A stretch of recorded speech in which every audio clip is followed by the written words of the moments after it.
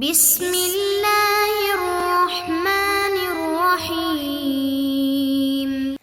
السلام علیکم ورحمۃ اللہ وبرکاتہ۔ عزیز طلباء، امید ہے کہ آپ خیریت سے ہوں گے۔ آج ہم قافیہ کا سبق نمبر 24 پڑھ رہے ہیں، جس سبق کے اندر ہم اسباب منع صرف کے 2 سبب 7واں اور 8واں ترکیب اور الف نون زائدتان کو پڑھیں گے۔ چلتے ہیں اپنے سبق کی جانب۔ بسم اللہ الرحمن الرحیم۔ الترکیب شرطه العلمیہ وَأَلَّا يَكُونَ بِإِضَافَةٍ وَلَا إِسْنَادٍ مثل بَعْلَ بَكَّ الألف والنون إن كانتا في اسم فشرطه العلمية كعمران أو صفة فانتفاء فعلانة وقيل وجود فعل ومن ثم اختلف في رحمن دون سکران وندمان۔ حسب عادت پہلے ترجمہ، پھر انشاءاللہ عبارت کی تشریح۔ الترکیب منع صرف کے اسباب میں سے ترکیب بھی ہے۔ شرطہ العلمیہ، اس کی شرط یہ ہے کہ علمیت ہو۔ وَأَلَّا يَكُونَ بِإِضَافَةٍ وَلَا إِسْنَادٍ، اضافت اور اسناد کے ساتھ نہ ہو۔ مثل بَعْلَ بَكَّ، جیسے بَعْلَ بَكَّ۔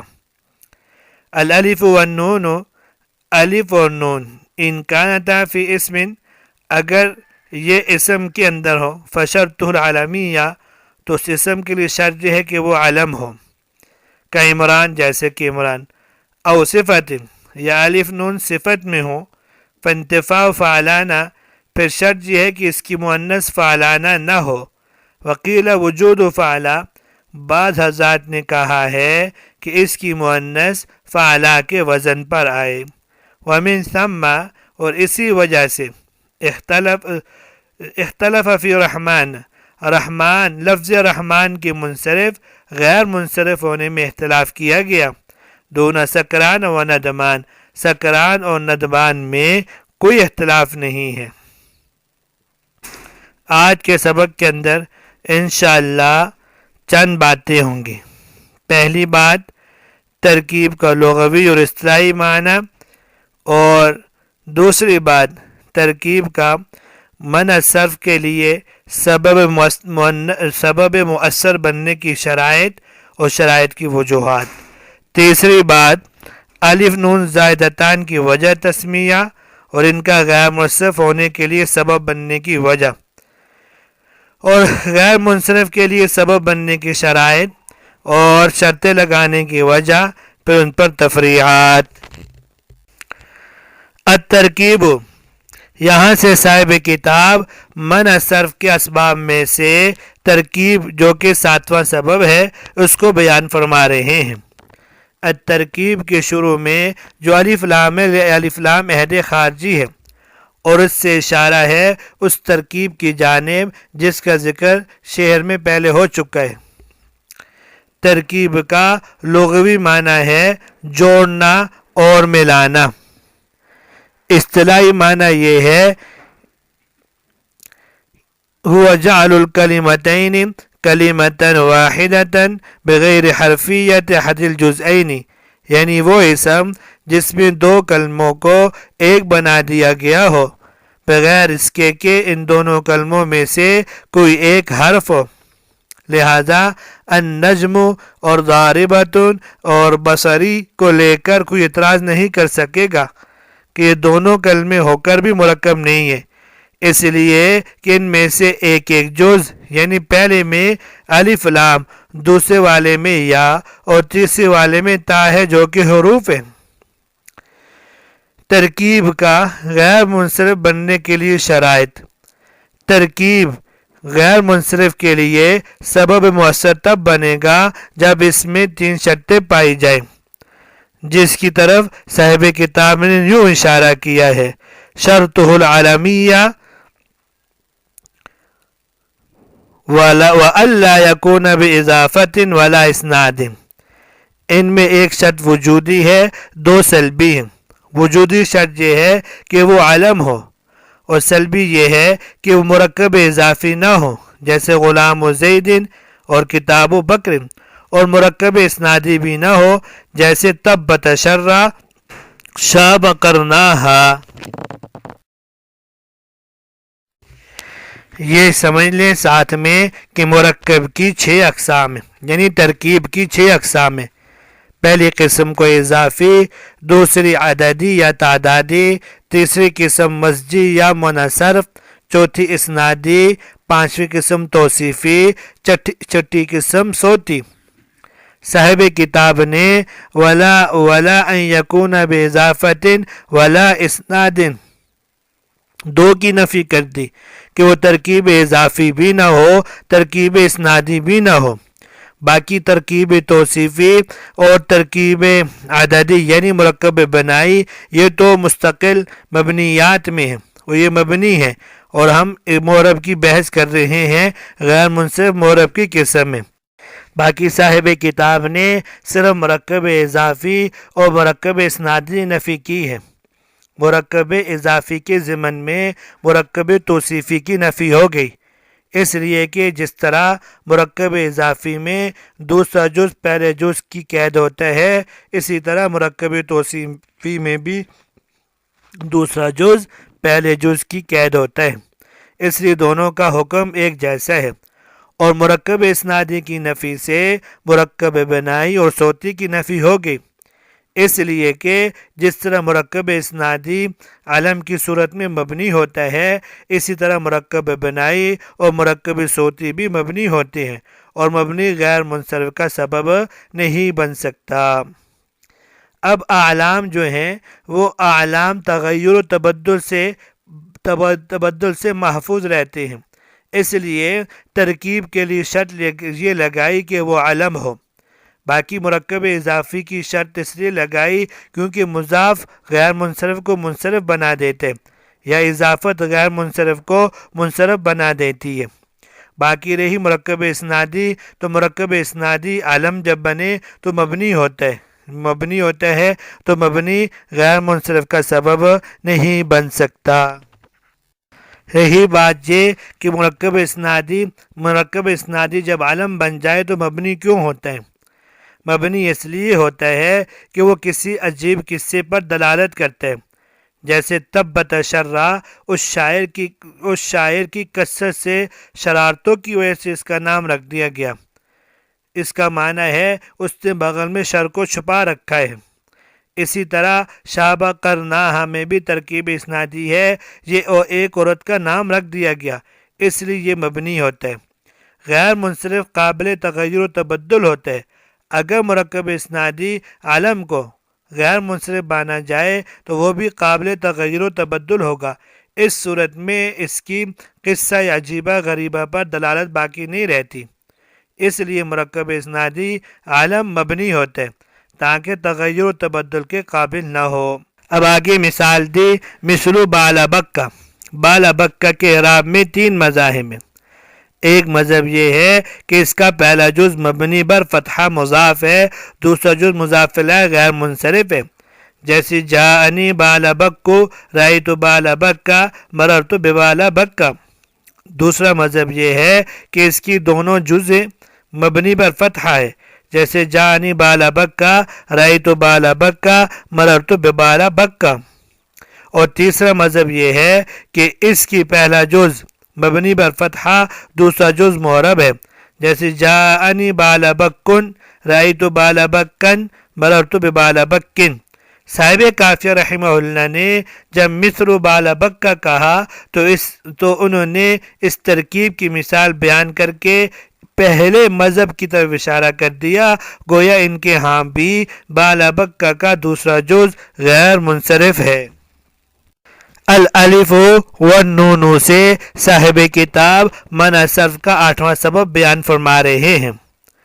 الالف پر الف لام عہد خارجی ہے، اور الف اور نون کے درمیان میں جو واو ہے وہ واو مصاحبت کی ہے، اس لیے معنی یہ ہوگا الف نون کے ساتھ مل کر سبب بنتا ہے، یہ واو عاطفہ نہیں ہے، اس لیے کہ واو عاطفہ بنانے کی صورت میں معنی غلط ہو جاتا ہے، اور معنی یہ بن جائے گا کہ الف اور نون دونوں علیحدہ علیحدہ معنی صرف کا سبب بنتے ہیں، اس لیے کہ معطوف اور معطوف علیہ کے درمیان میں مغایرت ہوتی ہے اور دونوں میں سے ہر ایک پر حکم لگتا ہے، حالانکہ الف اور نون میں سے ہر ایک علیحدہ معنی صرف کا سبب نہیں بنتا بلکہ دونوں مل کر سبب بنتے ہیں، اس لیے الف و نون کے درمیان میں واو مصاحبت کی ہے، اور اس طرف اشارہ ہے کہ وَالنُّونُ زَائِدَةٌ مِّن قَبْلِ الفو میں جس طرف ذکر ہو گیا یہ وہی الف اور نون ہے۔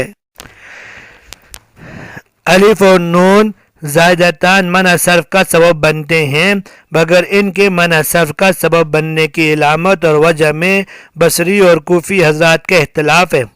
کوفی حضرات کہتے ہیں الف اور نون حروف زوائد ہیں تو یہ وصف زیادت کی وجہ سے معنی صرف کا سبب بنتے ہیں، اس لیے کہ جس کلمے میں الف نون زائدتان ہوں گے وہ کلمہ مزید ہوگا اور مزید فرع ہوتا ہے مزید علیہ کا، اور معنی صرف بھی فرع ہوتا ہے، اس مناسبت کی وجہ سے ان کو معنی صرف کا سبب قرار دیا گیا۔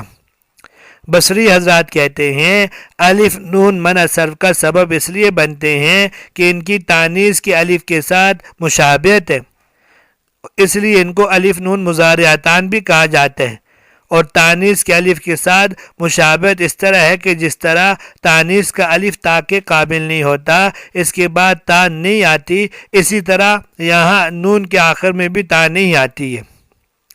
قول راجح اس میں بصریوں کا ہے، اس لیے کہ اگر وصف زیادت کو علت بنایا جائے تو ندمانت ان کو غیر منصرف پڑھنا چاہیے، اس لیے کہ اس میں الف نون زائدتان موجود ہے، بلکہ ہر اس اسم کو غیر منصرف ہونا چاہیے جس میں الف نون زائدتان ہو، خواہ اس کے آخر میں تا ہو یا نہ ہو، اس لیے کہ جب علت وصف زیادت پائی جا رہی ہے تو حکم بھی پایا جانا چاہیے، پھر اس کی وجہ سے تا کے قبول کرنے نہ کرنے کی شرط تو لغو ہو جاتی ہے۔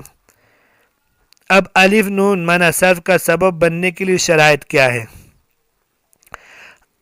اگر الف نون زائدتان اس میں جامد میں پائے جائیں اور تو ان کے معنی صرف کا سبب بننے کی شرط یہ ہے کہ وہ اس میں جامد علم ہو تاکہ تغیر و تبدل سے محفوظ رہ سکے، جس کی طرف صاحب کتاب نے یوں کہا ان کانتا فی اسم فشرطہ العلمیہ او صفت فانتفاع فعلانہ، تو یہاں سے شرائط کا ذکر کر دیا ہے۔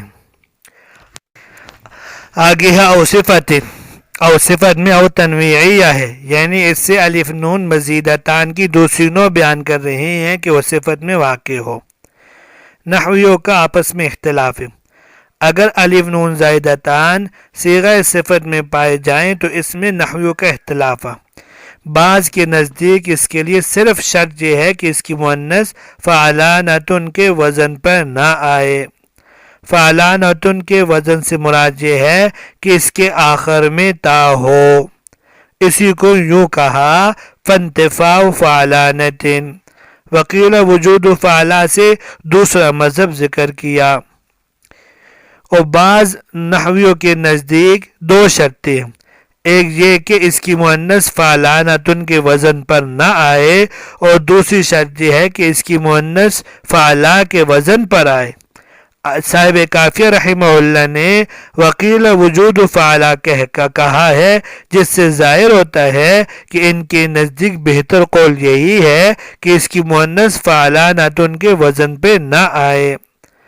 وَمِن ثم اختلف یا اختلف فی رحمانہ، یہاں سے صاحب کافیہ رحمہ اللہ یہ فرماتے ہیں کہ اس اختلاف کی بنا کی وجہ سے لفظ رحمان کے منصرف اور غیر منصرف ہونے میں بھی اختلاف ہے۔ جن حضرات کے نزدیک صرف شرط یہ ہے کہ اس کی مؤنث فعلانۃ کے وزن پر نہ آئے، ان کے نزدیک رحمان غیر منصرف ہوگا، کیونکہ اس کی مؤنث رحمانۃ نہیں آتی بلکہ اس کی مؤنث سرے سے آتی ہی نہیں ہے، یہ اللہ تعالیٰ کی صفت ہے۔ اور جن حضرات کے نزدیک دوسری شرط ہے کہ اس کی مؤنث فعلا کے وزن پر آئے تو ان کے نزدیک رحمان منصرف ہوگا، اس لیے کہ اس کی مؤنث فعلا کے وزن پہ نہیں آتی۔ دون سکران و ندمان، صاحب کافیہ فرماتے ہیں کہ سکران اور ندمان میں نحویوں کا کوئی اختلاف نہیں، اس لیے سکران کی مؤنث سکرانتن نہیں آتی بلکہ سکارا آتی ہے، تو یہ سب کے نزدیک غیر منصرف ہے، اور ندمان کی مؤنث ندمانتن آتی ہے، اس لیے یہ سب کے نزدیک منصرف ہے۔ البتہ اتنی بات ہے کہ ندمان اگر منادمہ سے ہے تو اس کے منصرف ہونے میں اتفاق ہے، کیونکہ اس کی مؤنث ندمانتن آتی ہے، اور اگر ندمان ندم سے ہو تو یہ غیر منصرف ہے، اس لیے کہ اس کی مؤنث ندمہ آتی ہے۔ منادمہ کا معنی دوستانہ اور ندیم اسی سے ہے، اور ندم کا معنی پشمانی اور نادم اسی سے ہے۔ اب آخر میں ایک دفعہ سبق کا خلاصہ سن لیتے ہیں۔ صاحب کتاب رحمہ اللہ نے آج کی سبق کے اندر دو اسباب منع صرف ذکر کی، ایک ترکیب ہے اور دوسرا الف نون زائدتان ہے۔ ترکیب سے یہاں مراد ترکیب مرکب منع صرف ہے، اور یہ غیر منصرف کا سبب تب بنے گا جب یہ علم ہو، جیسے بال بکا۔ باقی الف نون زائدتان یہ اسم کے آخر میں بھی آتے ہیں اور صفت کے آخر میں بھی۔ اگر یہ اسم جامد کے آخر میں آئے تو اس کے لیے شرط ہے کہ وہ عالم ہو، جیسے کہ عمران، اور اگر یہ صفت کے آخر میں آئے تو پھر دو باتیں۔ پہلی بات تو یہ ہے کہ وہ صفت کی مؤنث فعلانتن کے وزن پہ نہ ہو، اور بعض حضرات نے اس کے ساتھ دوسری شرط لگائی ہے کہ اس کی مؤنث فعلانتن کے وزن پر نہ آئے بلکہ فعلا کے وزن پہ آئے۔ اس لیے صاحب کتاب نے دو مثالیں دے دی کہ سکران غیر منصرف ہے اور ندمان یہ منصرف ہے۔ یہاں تک کا آج کا سبق تھا۔ اللہ تبارک و تعالی ہم سب کا حامی و ناصر ہو۔ السلام علیکم ورحمۃ اللہ وبرکاتہ۔